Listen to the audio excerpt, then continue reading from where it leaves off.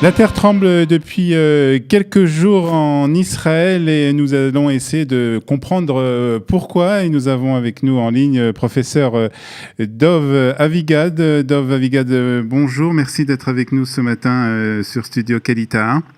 Bonjour Olivier. Vous êtes professeur des sciences de la Terre à l'Université de Jérusalem. Alors on va essayer de comprendre avec vous ce qui se passe ces derniers jours en Israël, pourquoi la Terre tremble. Mais d'abord, essayez de nous donner un peu une image, on va dire, de la région, une image géologique en tout cas de la région dans laquelle nous nous trouvons. Alors très bien.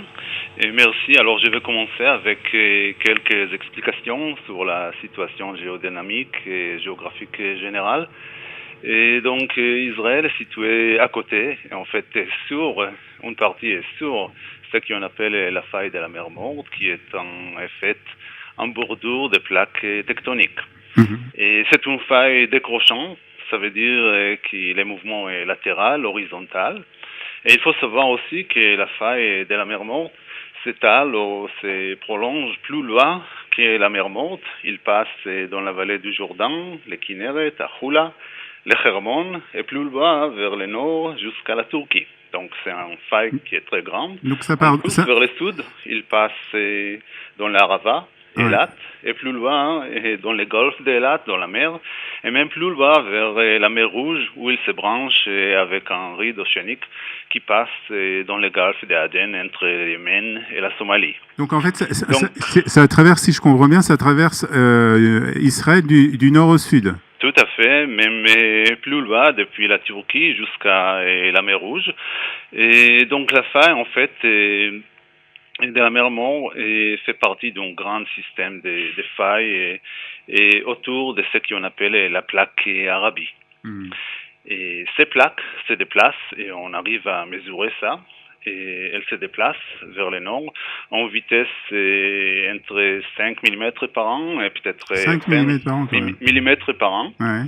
Et chez nous, sur la faille de la mer Morte, et la vitesse est de 5 mm par an.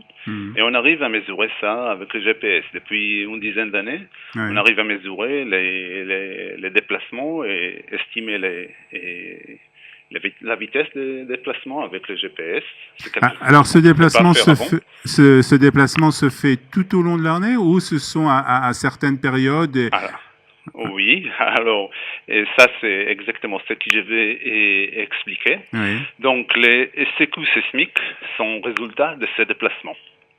Et malheureusement, les déplacements ne fait pas d'une manière longue et continuée, mais par des événements violents et rapides qui produisent les secousses sismiques. Alors en fait, en plus, oui, allez-y.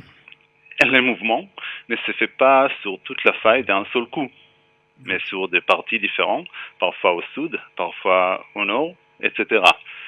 Et on ne sait pas quand est-ce que ça va passer et à quel moment et à quel endroit. Donc, le mouvement en général a commencé, il faut savoir ça, je pense que c'est intéressant. Et ces mouvements sur la faille de la mer Morte et tous ces systèmes a commencé il y a 20 millions d'années. Elle continue et elle ne va pas s'arrêter demain. Alors, donc en fait, ce que vous nous expliquez, c'est qu'à chaque fois qu'on ressent que la Terre tremble, qu'il y a un séisme ici en Israël, c'est en fait ces deux morceaux de terre, on va dire, cette faille qui bouge et qui provoque ces tremblements de terre. Exactement. Donc, ce n'est pas toute la faille. Ce n'est pas toute la faille, heureusement, parce que les magnitudes des secousses sismiques est proportionnelle à la taille et à la surface des failles qui se déplacent. Donc, heureusement, ce n'est pas toute la faille d'un seul coup, mais parfois, dans des endroits, la faille se déplace et c'est comme ça qu'on arrive à voir. Donc ça explique cette série de tremblements de terre qui sont de faible intensité, il faut bien le signaler, qui n'ont fait fort heureusement ni victimes ni dégâts. Ça explique la raison pour laquelle on a eu ces derniers jours des tremblements de terre pratiquement 2 ou 3 par jour.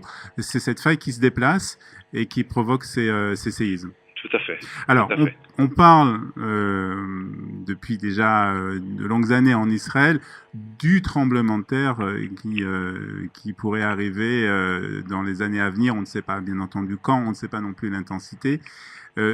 C'est quelque chose que vous prévoyez en tant que professeur des sciences de la Terre à l'Université de Jérusalem. C'est quelque chose de... Donc, et bon, à nos jours, on est incapable de prévenir 3 choses très importantes.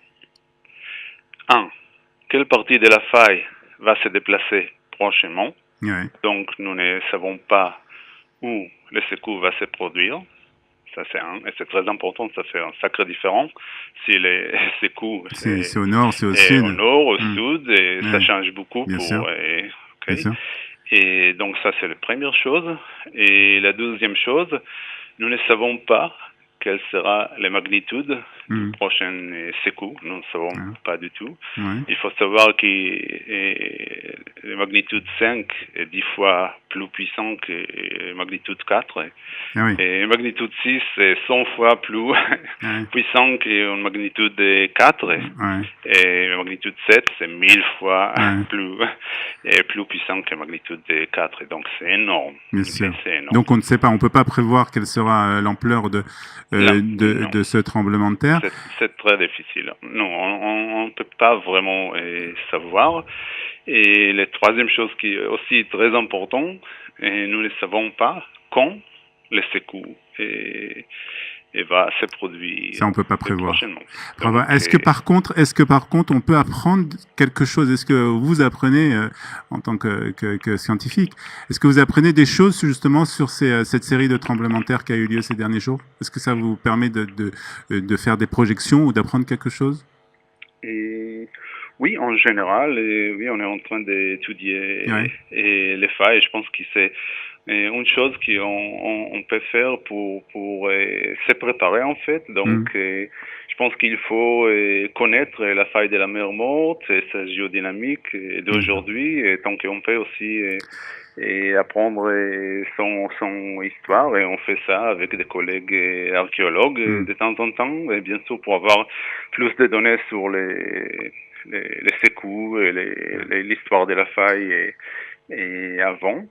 Et donc là, on est en train d'étudier les failles et la faille de la mer Morte, surtout, il faut les connaître pour